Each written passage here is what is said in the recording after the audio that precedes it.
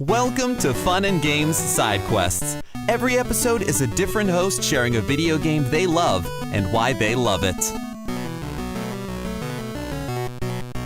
Hello everyone, my name is Josh and I'm the host of the Still Loading podcast, and I'm here to talk about one of my favorite games. I don't think I've even covered it on my show, but it is a favorite game of mine, and it's from a genre that honestly does not get enough love out there. What I wanted to talk about today was the game Company of Heroes.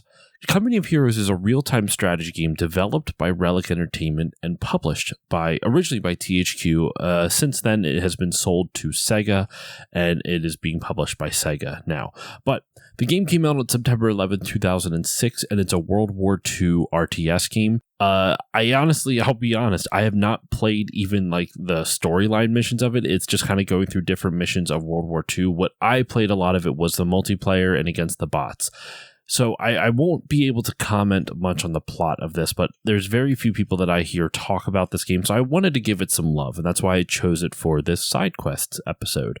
And Company of Heroes, I guess to explain real quick, like kind of what makes it unique, is that most other RTS games, like when you think of RTS games at large, you think of StarCraft, you think of Warcraft, you think of Command and Conquer, you think of Age of Empires, and what all those games have in common is that you generally have to build up some type of a workforce to gather resources so then you can build up an army and then you can send out that army to go and attack.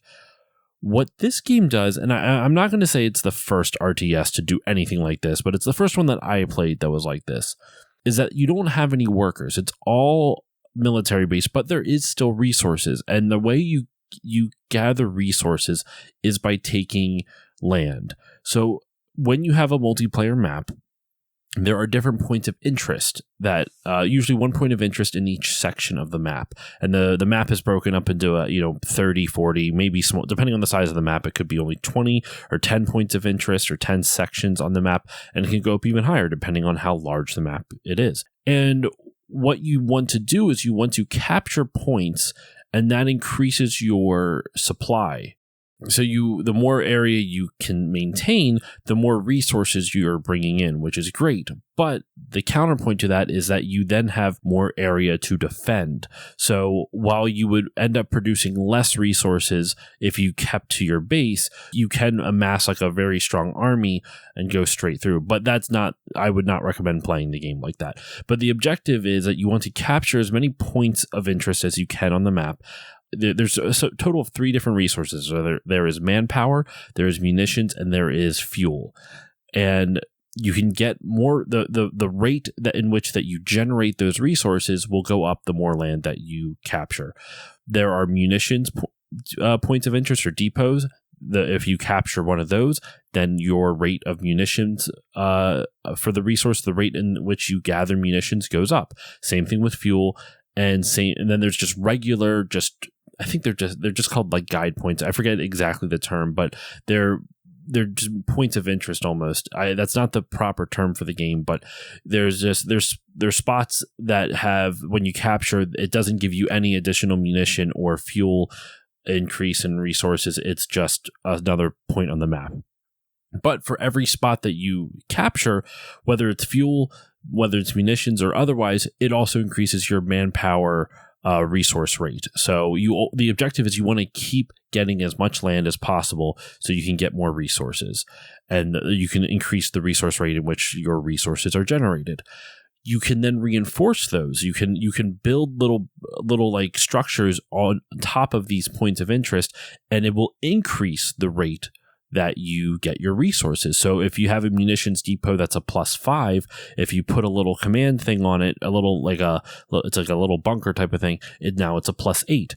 If you, or something along those lines, I forget the exact uppage, but the exact rate that increases. But there's also other spots that naturally have like a +10 to it. So if you build your little depot over there, then it increases that as well. So you want to be strategic in where you want to gather, where you want to defend and take land, so that way you can make sure you have to determine which is like a crucial point for you to take and defend. What's also cool about this game is that since does take place in World War II, a lot of in the battles of World War II, it was fought on the streets of, towns and cities, and there's no civilians in this game, so you're not dealing with civilian casualties, but there are houses that you can barricade yourself into. And when you send your unit in there, you actually see them open up the windows and kind of peer their little rifles out. Like, the attention to detail is really high, and it's really cool. In this, unlike other RTSs where when you build a unit, you build a single unit. Like, if you build a Marine in StarCraft, you build literally a singular Marine. In this, though, if you want a group of Rangers or a group of just soldiers, it is literally a group. Like, when you spend resources to build a unit, it's not a single unit. It is maybe 6 soldiers that you can spawn. And depending on the type of unit that you spawn, whether maybe it's a machine gunner, maybe it's a mortar unit, maybe it's a sniper. Sniper is solo, is a singular unit, so that's one of the few. Tanks and also vehicles are also singular units, but your soldiers actually kind of grow and they get spawned in bunches. And when you right click to move them around to tell them, hey, go over to this section on the screen or this section of the map, you actually see little dots on the ground, and that is the position they're going to take. So you can't necessarily manually manipulate those dots, but if you kind of right click around, you can see where they're going to appear. So if you want them to be behind a wall or something, you can right click right behind a wall and kind of get an idea of how they're going to appear, like how they're going to space themselves out behind the barricade, behind the wall, behind whatever it is. When you right click on a building, you can't really see that, but they're being sheltered inside a building at that point. So what you could potentially do is you could build like a little machine gun unit and send them over to that building and garrison them in the building, and you have a little depot. You can have your soldiers set up barbed wire or sandbags, and you can create your own your own defenses. You can build machine gun nests, depending on, like, each group is very different. They play very differently. I play a lot of the American ones, but there is in the original version, there's just an American army and a German army, and the German army controls very differently than the American one. There's an expansion pack, which is called Company of Heroes Opposing Fronts, and that one adds 2 new factions. You get the British, and you also get another German faction. Like, it's like almost like 2 different German armies. And then there's a 3rd expansion called Tales of Valor, which I didn't personally really dabble too much. And I'm only focusing really on the first Company of Heroes game for this. I did not really touch Company of Heroes 2. From what I've heard with that one, there's a lot of online issues. Like, it was one of those problems where it was a forever online game type of thing, and kind of like, remember when SimCity came out and people were excited, then you realize there was like online DRM where you had to be online. That's apparently Company of Heroes 2, from my understanding. And there is a 3rd game out. Company of Heroes 3 came out in 2023. I have not played it yet, and I really want to, because once again, I love this first one.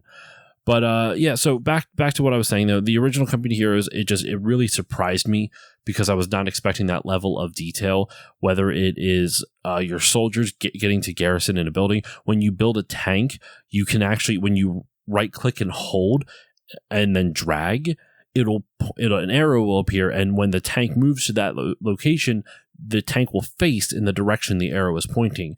And tanks have the armor on the tanks are strongest up front and weaker in the back. So you really want to position your tanks in a way where, the enemy's not behind them, because they, not only because of flanking, but also because they can take more hits.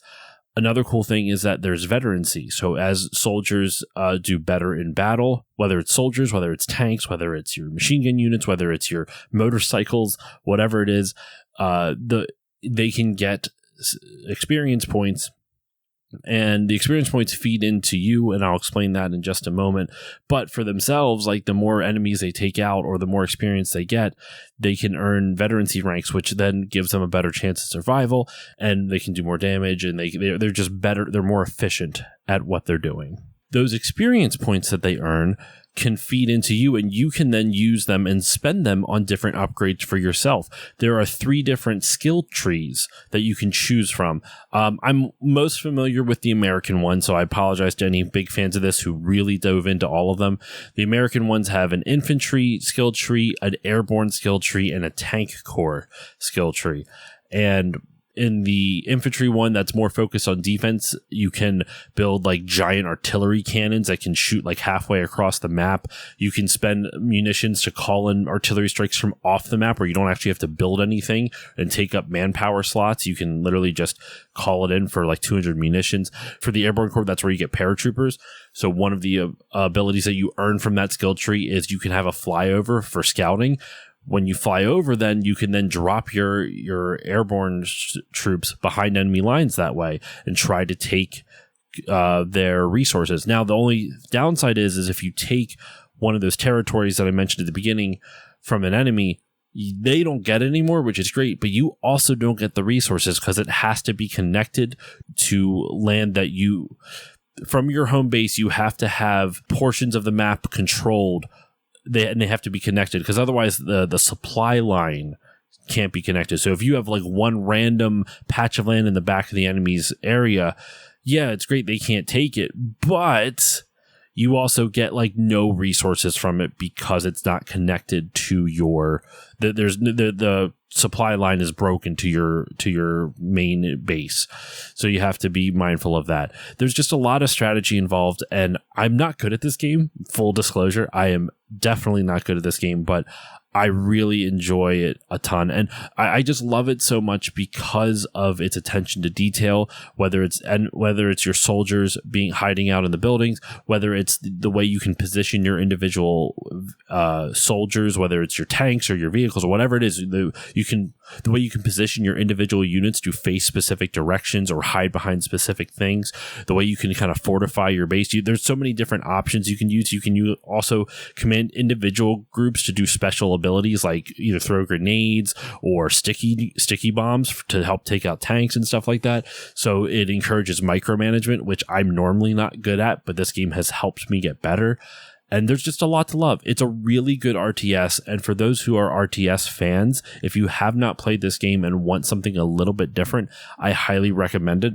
It's a little bit different from what you'd be used to in terms of Age of Empires or StarCraft because the resource management it's the biggest departure from it. But the attention to detail is phenomenal. The strategy is really great. And you just have a lot of fun being able to play around and try out different things. And let me tell you, if you get the expansion and you play as the British, they are very different. They're a more mobile type of faction where you don't have like your home base isn't stationary. You can literally move it from like point to point, and depending on like which area that you move it to that you control, you increase the resources while your command HQ, like your command truck, is there. So there's a lot, like each faction is wildly different and handles wildly different, but it's really well done. So yeah, I love Company of Heroes. I think it's a great game. It's kind of overlooked because a lot of people don't talk about RTSs all that much, and I like RTS games. Never been good at them, but I still love them. It's a soft. I have a soft spot for them. So yeah, that's it. That's all I got on Company of Heroes. Please go check it out. If you liked what I had to say about this and you want to hear more similar to it, I do have a podcast. Once again, my name is Josh, and I'm the host of the Still Loading Podcast, a gaming grab bag podcast. It does a little bit of everything. Do deep dives into individual games, interviews with people in the industry, weird ideas like the Final Fantasy Fantasy Draft, which is what happens when fantasy sports and Final Fantasy mix together. But you don't need to know anything about fantasy sports to enjoy it. So yeah, you can find the Still Loading Podcast wherever podcasts are at. Your podcatcher of choice, and you can follow me on Blue Sky at stillloadingpodcast.com on Blue Sky. Also, stillloadingpodcast.com is a real website you can check out as well if you like. But that's it. That's all I got for you. Thank you all for listening, and happy gaming. In a world where there's often 60 plus years of history to worry about, how can you quickly get into a new comic character or franchise? If you're like me, then you turn to video games. But how well does that work out? In some cases, pretty well. In others, it's a giant disaster.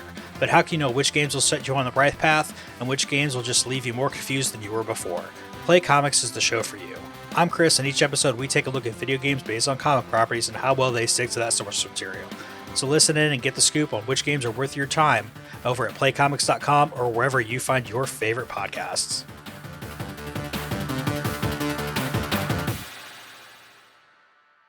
CPOV. CertainPOV.com.